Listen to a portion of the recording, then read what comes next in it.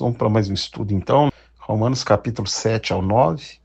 E agora ele começa o capítulo 7 falando sobre a lei e fazendo um comparativo com o casamento, que nós estávamos sujeitos à punição da lei, mas quando nós morremos com Cristo no batismo para o pecado, estamos desobrigados da consequência da lei na nossa vida. E ele cita o exemplo que o marido está ligado à mulher enquanto ela vive, né? Mas morrendo o marido ou morrendo a esposa, desobrigado está de cumprir a lei matrimonial. Ele faz essa analogia, mas ele deixa bem claro que a lei é santa, o mandamento é santo, justo e bom. O problema não é a lei, o problema é que nós não cumprimos a lei e morremos relativos à lei. Então veio Cristo em figura humana e na cruz pagou a punição da lei, pagou nele. E através dele hoje nós somos nova criatura. E no verso 14 ele fala, eu sei que a lei é espiritual, mas nós somos carnais. O que eu não quero eu faço.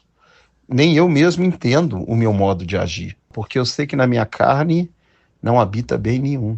O querer bem está em mim, porém o não o efetuá-lo. Isso é a lei da nossa carne, do pecado e da morte, né? Agora ele termina no verso 25 falando que na mente ele é liberto pela lei de Cristo, mas na carne ele é escravo do pecado. Então há uma luta constante entre a carne e o espírito. E essa luta vai ser até a volta de Jesus. Nós vamos estar lutando contra o nosso pior inimigo, e o nosso pior inimigo somos nós mesmos. E em Romanos 8 ele fala que a lei do espírito da vida me livrou da lei do pecado e da morte. Duas leis regendo hoje. A lei do pecado e da morte é aquela que você não conseguiu cumprir e morreu. E a lei do espírito da vida é a lei escrita na sua mente e no seu coração. E o Romanos capítulo 8 fala sobre essa luta constante da carne contra o espírito. E nós devemos crucificar nossa carne com as nossas paixões e cobiças. Ele diz que aqueles que estão na carne não podem agradar a Deus e, pior, são inimigos de Deus. Romanos 8, 14 diz, todos os que são guiados pelo Espírito de Deus, esses são filhos de Deus.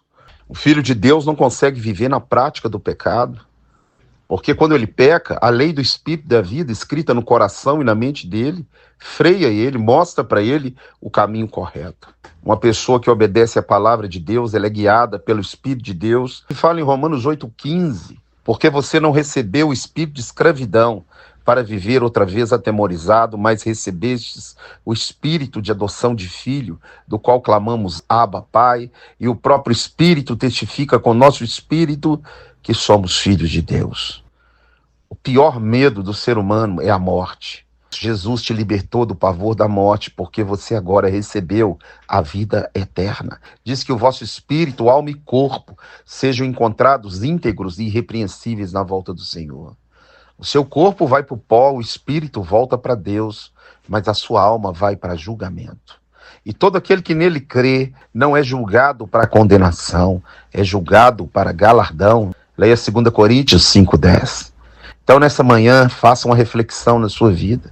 Aonde você tem amontoado o seu tesouro, quem é que tem te guiado?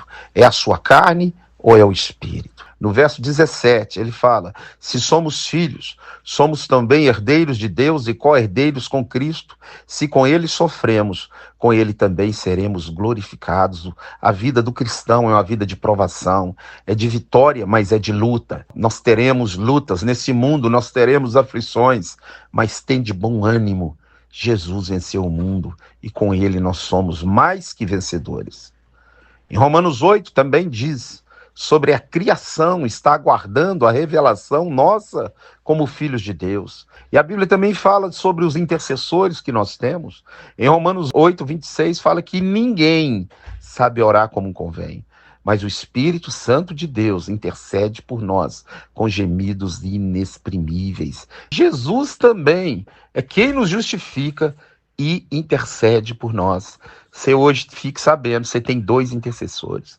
Você tem o Espírito Santo de Deus e você tem Jesus de Nazaré intercedendo por nós. Louvado seja o nome do Senhor. Quem nos separará do amor de Deus? Então, nem tribulação, nem morte, nem fome, nem nudez, nem perigos, pode te separar do amor de Deus que está em Cristo Jesus, o nosso Salvador? E no verso 37 diz: em todas essas coisas, todas as provações, tribulações, alegrias e tristezas, somos mais que vencedores por meio daquele que nos amou. Capítulo 9, 10 e 11, Paulo se refere a Israel, ao povo dele, ao povo separado, ao povo santo do Senhor.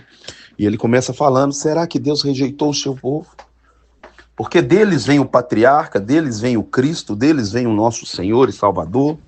Deus nunca rejeitou o povo que ele escolheu. Leia Deuteronômio 7, 6 e 7. O que Deus fez com esse povo vai ser explicado nos capítulos 9, 10 e 11.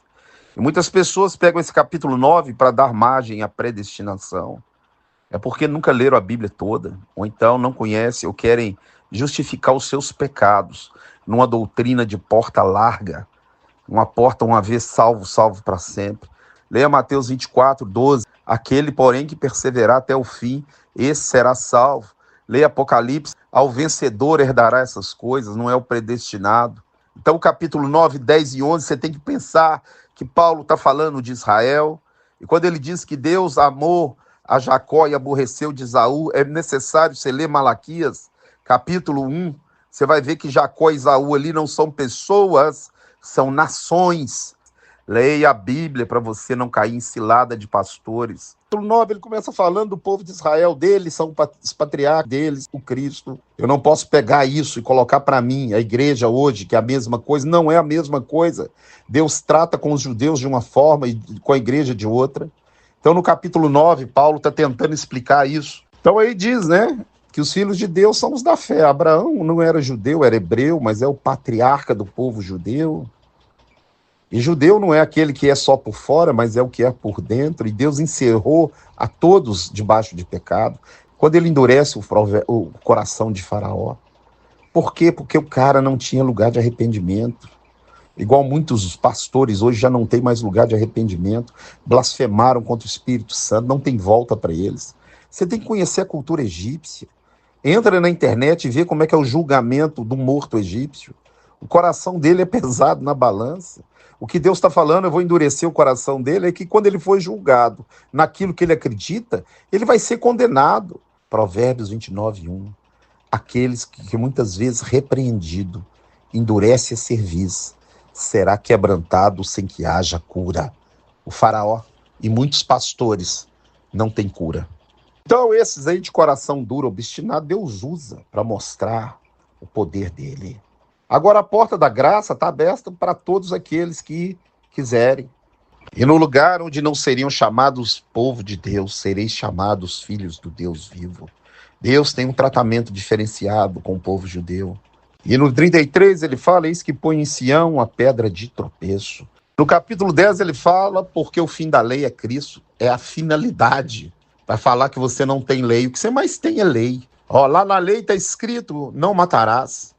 Mas na lei de Cristo diz que se você odiar o irmão, você vai ser julgado como homicida. No verso 8 ele fala: a palavra está perto de ti, do teu coração, se com a tua boca confessares a Jesus, e em teu coração creres que Deus o ressuscitou dos mortos, serás salvo. Viva confessando a Jesus. E agora no verso 17 ele vai falar por que não está tendo salvação nas igrejas. Porque a fé vem pela pregação, e a pregação da palavra de Deus. Tiraram a palavra, não tem fé. Tirou a fé, não tem salvação, porque as pessoas são salvas pela fé. Você tem que ler Romanos 11 para você entender que Deus não rejeitou o povo que ele escolheu. Leia Deuteronômio 7, 6 e 7. Você vai ler que Deus cegou o entendimento deles, para que nós pudéssemos ser salvos. Os judeus estão cegos até a volta de Jesus, e nós fomos enxertados neles. E agora passamos a ser herdeiros das promessas do Messias, da salvação, da vida eterna. Leia Efésios capítulo 2, 11 e diante. Nós estávamos longe, separados de Deus, mas em Cristo nós fomos aproximados. E agora somos um Israel. Deus cortou algum dos ramos e enxertou a gente na oliveira que é Israel. E agora também nós somos Israel. Duas testemunhas, judeu e igreja. Na terra, é o Israel dele. Romanos 11, 25. Eis que vos digo um mistério, que veio endurecimento em parte a Israel, até que haja entrado a plenitude dos gentios, e assim todo Israel será salvo. como está escrito, virá de Sião o libertador, e ele apartará de Jacó as suas impiedades. Ou seja, na volta de Jesus, quando a igreja for arrebatada, Deus vai tirar a escama dos olhos dele, e eles também terão a porta da graça aberta. Lógico que é o judeu que aguarda a vinda do Messias, aqueles que estão na expectativa da primeira vinda, que Deus cegou eles. Deus vai se revelar para eles. Leia Zacarias 14:4, quando Jesus voltar e colocar os pés no Monte das Oliveiras. E aí fala que os dons e os atributos de Deus são irrevogáveis. E ele termina o capítulo 11 falando, porque dele, por meio dele, para ele são todas as coisas. Que Deus te abençoe e te guarde, em nome de Jesus.